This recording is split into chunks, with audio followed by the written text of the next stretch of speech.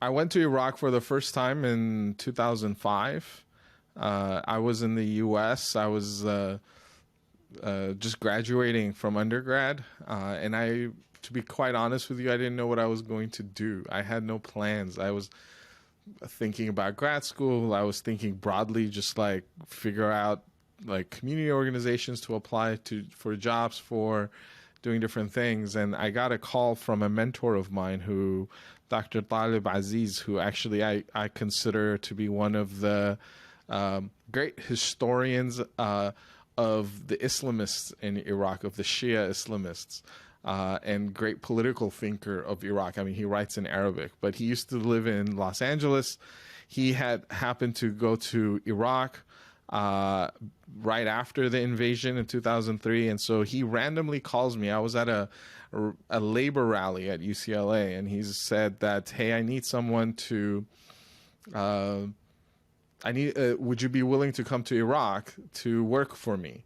I need basically a researcher, someone who speaks English and could deal with Americans and who could do research for me in English.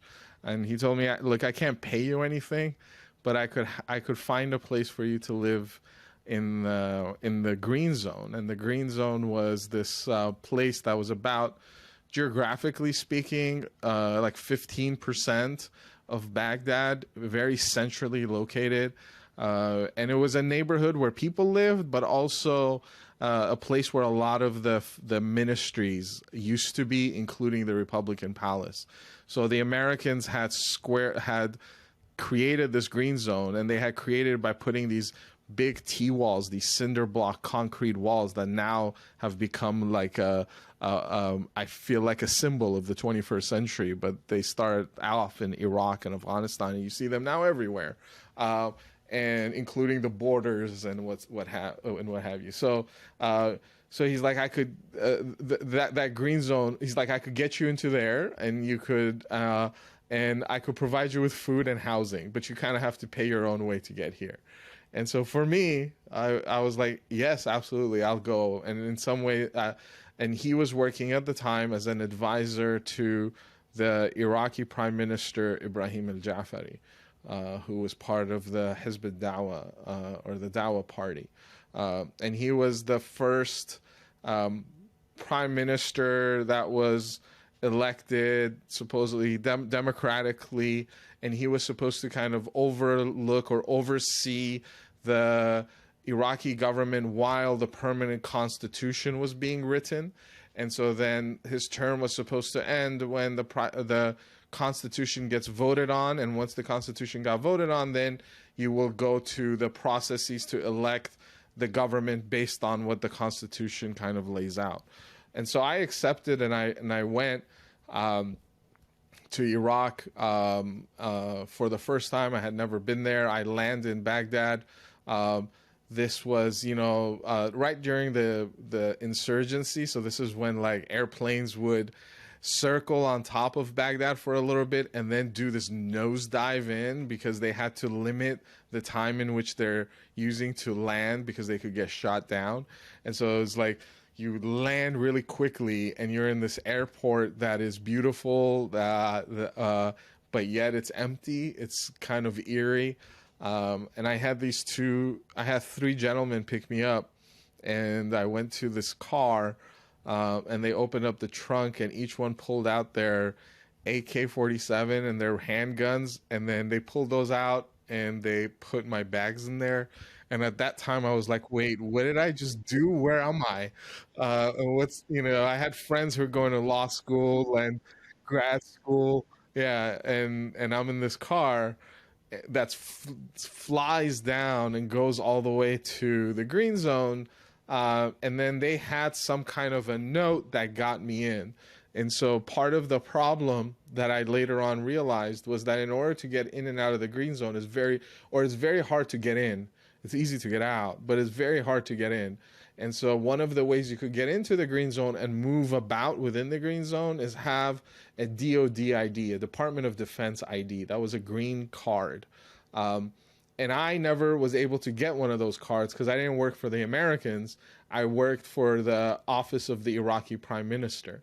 And so I had a card that said at the end, I got a card that said, employee of the office of the Iraqi prime minister, which I thought in my head, I was like, well, this is a big deal. I should be able to go wherever I want.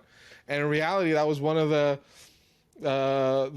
least useful cards you could have. You couldn't get in anywhere except for the office of the prime minister and that's it. Whereas if you had the DoD badge, the Department of Defense badge, not only could you get into the office of the prime minister, you could get into where he actually lived. You could get into his bedroom and sleep in his bed. But you couldn't do it the other way around. And that was like this kind of very symbolic way of like, okay, this is how power operates here.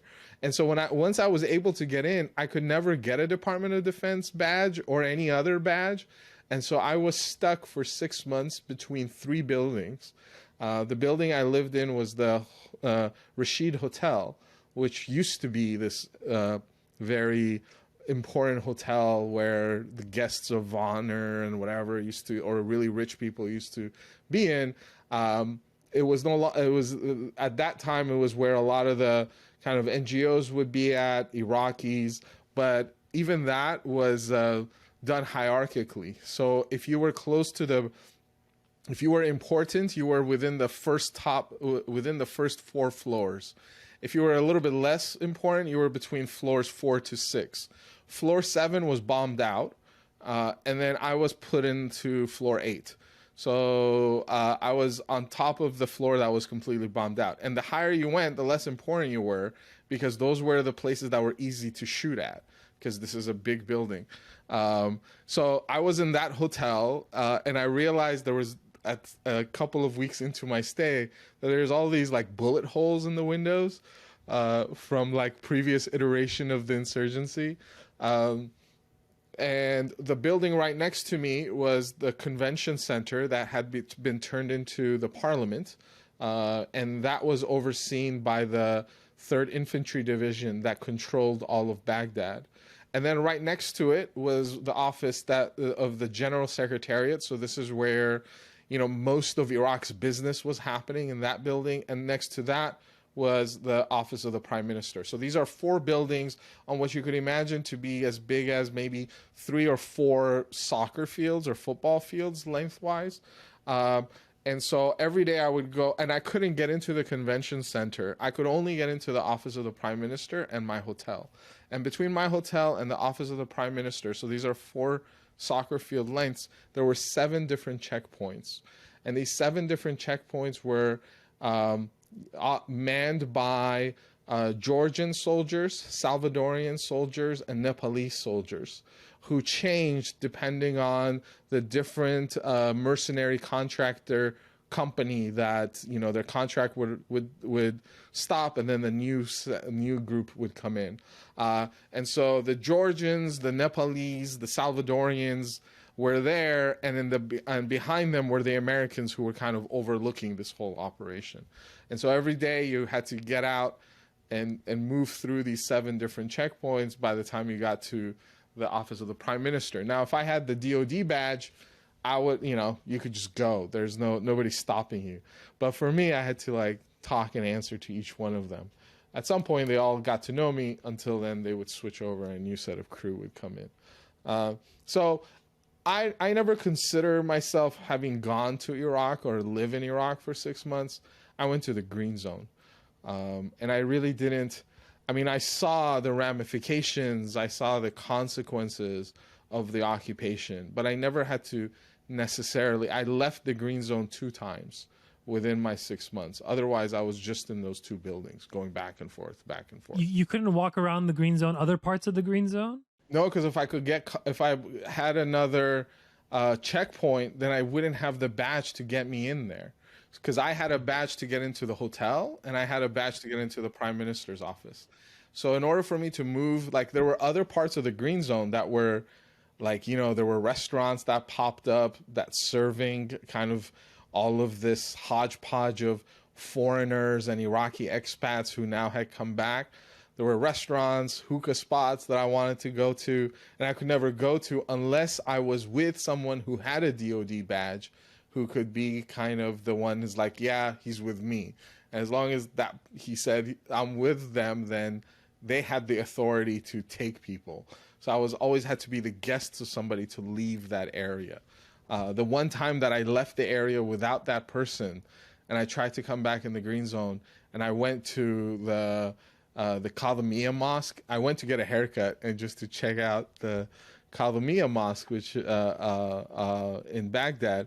When I came back, the Americans who were manning those checkpoints, they wouldn't let me in, and so it happened to be the soldier was from California, and that looked at my ID, and I was like, "Yo, I'm from California. This is my story. Here's my like California ID," and then we kind of struck up a conversation, and he just kind of let me in.